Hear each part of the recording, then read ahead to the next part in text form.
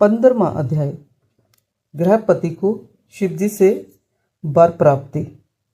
नंदीश्वर बोले, हे महामुने, जब इस प्रकार की बातें बताकर देव ऋषि नारद वहाँ से चले गए, तब उनके वचनों से देवी शुचिमती और विश्वानर को बहुत दुख पहुँचा और वे दोनों बड़े जोर जोर से रोने लगे। शोक में रोते हुए वे दोनों मूर्छित हो गए। फिर पहले तो मुनि विश्वानर ने अपने को संभाला, फिर अपनी पत्नी को समझाते हुए बोले, देवी, इस प्रकार रोकर कुछ भी नहीं होगा, इसलिए तुम इस प्रकार का रोना बंद करो।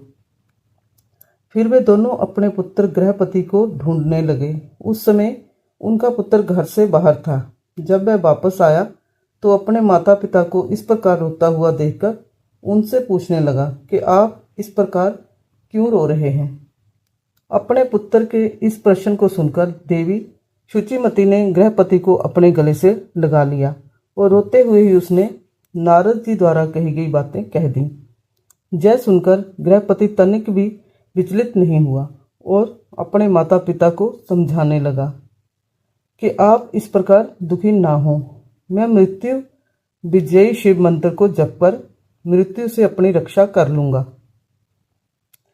अपने पुत्र की साहसपूर्ण बातें सुनकर माता पिता दोनों बहुत प्रसन्न हुए और बोले कि मृत्युंजय भगवान शिव की आराधना करने से अवश्य ही सारे विघ्न दूर हो जाते हैं, अतः तुम उनकी शरण में जाओ, वे तुम्हारा कल्याण करेंगे।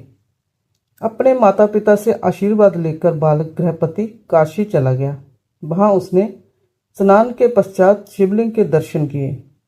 विश्वेश्वर लिंग का दर्शन करने के पश्चात उसे बहुत प्रसन्नता हुई और वह अपने को भाग्यशाली मानने लगा कि उसे प्रभु के दर्शन हो गए। तब उसने वहीं एक शिवलिंग स्थापित किया। वह प्रतिदिन उस लिंग को 108 घड़ों में गंगाजल भरकर स्नान कराता था और फिर विधि पूर्वक उनकी आराधना करता था। उसका मन सदा ही शिव चरणों का स्मरण करता रहता था। धीरे धीरे समय बीतता गया। गृहपति ने 12वें वर्ष में प्रवेश किया। नारद जी की वाणी को सिद्ध करते हुए देवराज इंद्र गृहपति के सामने प्रकट हुए। इंद्र ने कहा, बालक, मांगो, क्या मांगते हो। तब इंद्र की बात सुनकर गृहपति ने उन्हें नमस्कार किया और बोला, मैं आपसे नहीं, भगवान शिव से वरदान मांगना चाहता हूँ। आप चले जाइए। मैं शिव जी के अलावा किसी अन्य से कुछ नहीं मांग सकता, क्योंकि शिव ही मेरे आराध्य हैं और मैं उन्हीं का भक्त हूँ। गृहपति के इन वचनों को सुनकर इंद्रदेव क्रोध से तमतमा उठे। उन्होंने अपना ब्रज निकाल लिया। उनके हाथ में ब्रज देखकर बालक को अपने पिता द्वारा बताई गई बात याद आ गई और वह डर से मूर्छित हो गए और गिर पड़े।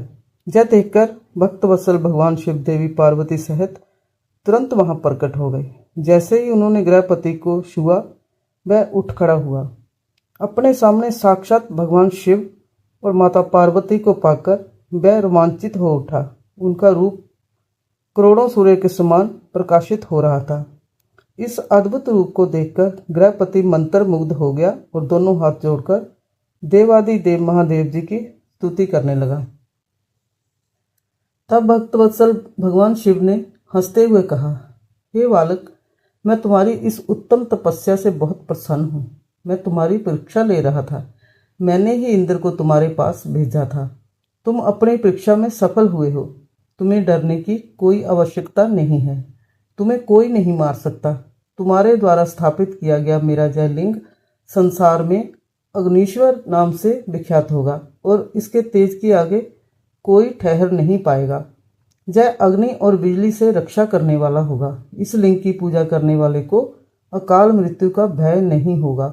ऐसा कहकर भगवान शिव ने गृहपति के माता पिता को बुलाया और सब ने मिलकर कल्याणकारी भगवान शिव का पूजन किया।